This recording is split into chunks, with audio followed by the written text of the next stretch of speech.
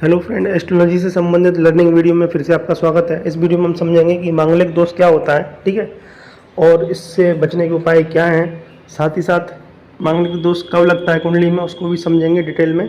तो लर्निंग से संबंधित वीडियो है, तो उम्मीद करूँगा कि वीडियो का बिना स्किप किए ध्यान से सुनेंगे, ठीक है।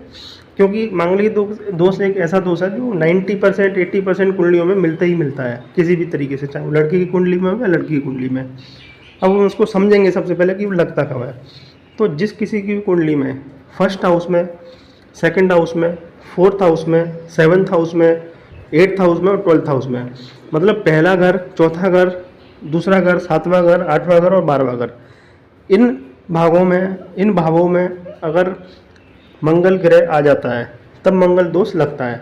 लेकिन इसमें भी एक कंडीशन होती है कि निम्न दोष लगता है, कभी उच्च दोष लगता है, ठीक है। तो निम्न दोष कब लगेगा? अगर दो कुंडली हम देखते हैं, एक तो देखते हैं चंद्र कुंडली, एक देखते हैं लग्न कुंडली।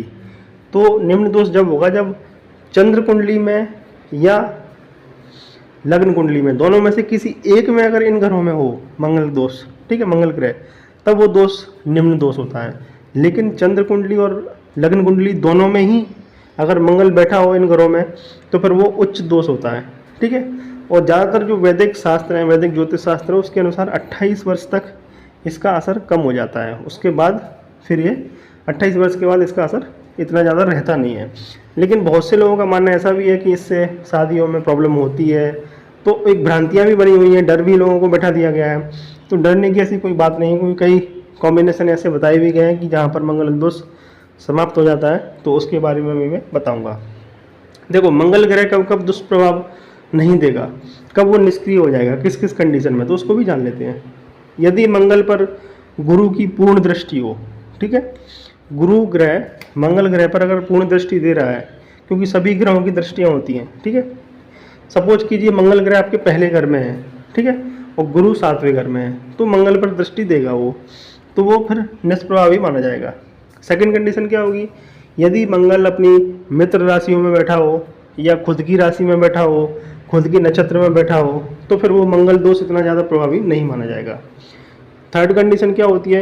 यदि लग्न में, ठीक है, चौथे घर में, 7वें घर में, 8वें घर में और 12वें घर में कोई भी ऐसा पापी ग्रह बैठा हो, जैसा शनि ग्रह होता है, राहु, केतु, तो वो फिर निष्क्रिय हो जाता है, ठीक है। चौथी कंडीशन क्या हो सकती है? अगर लड़के की कुंडली में पहले घर में, चौथे घर में, 7वें घर में और 12वें भाव में मंगल हो, लेकिन लड़की की कुंडली में ऐसा नहीं हो और केंद्र में गुरु बैठे हों, शनि बैठे हों, शुक्र बैठे हों, राहु बैठे हों, तो फिर ये दोष उनको नहीं लगता है, ठीक है। पांचवी कंडीशन क्या हो सकती है? लड़की और लड़के दोनों की राशि का स्वामी अगर मंगल ग्रह है, तो वो भी दोष इतना ज़्यादा मान्य रहता नहीं है, ठीक है। और भी कई सारे मल्टीपल फैक्टर रहते हैं, ठीक है, जिसमें मंगल दोष समाप्त हो जाता है और कभी कभी मंगल दोष प्रभावी भी होता है। लेकिन मैंने छोटे से वीडियो में आपको बताने का प्रयास किया। अब मैं इसके उपाय बता देता हूँ कि क्या क्या इसके अच्छे तरीके से उपाय हो सकते हैं, ठीक है। तो हमने समझा क्या क्या? सबसे पहले तो हमने ये समझा कि मंगल दोष कब लगता है, ठीक है, तो मैंने बता दिया। फिर से समरी दे देता हूँ। पहले घर में, दूसरे घर में, चौथे घर में, 7वें घर में, 8वें घर में और 12वें घर में, इनमें मंगल होता है तो मंगल दोष लगता है। निम्न दोष लगेगा अगर चंद्र कुंडली, लग्न कुंडली में से किसी एक में है। और उच्च मंगल की दोष लगता है अगर दोनों, चंद्र कुंडली और लग्न कुंडली दोनों में है तो, ठीक है। ये तो बात हो गई हमारी कब लगता है, कैसे लगता है, और दोष कब समाप्त हो जाता है, ये भी मैंने आपको बता दिया। फिर भी किसी को डर है, ठीक है, क्योंकि कई सारे लोगों को भ्रमित भी किया जाता है। कई वो ज्योतिष से अपनी कुंडली दिखाते हैं तो वो लोग उनको डरा भी देते हैं, उसके नाम पर पूजा पाठ करवाना, पैसे लेना, तो वो सब गलत होता है आचरण। लेकिन फिर भी लोग करते हैं, मानते तो है नहीं। तो उन चीज़ों से घबराने की आपको बिल्कुल भी ज़रूरत नहीं है। अगर आप मंगल दोष को बिल्कुल निष्क्रिय करना चाहते हैं, कोई भी कन्फ्यूजन से बचना चाहते हैं, तो डेली के डेली आपको हनुमान चालीसा का पाठ अवश्य करना चाहिए। क्योंकि हनुमान चालीसा का पाठ एक ऐसा है जो मंगल दोष के लिए काफ़ी ज़्यादा प्रभावी बताया गया है, ठीक है। क्योंकि मंगल एक क्रूर ग्रह है, तो उसको शांत करने के लिए जब भी शनि और मंगल की बात आती है तो हनुमान जी की पूजा सर्वोत्तम बताई गई है, ठीक है।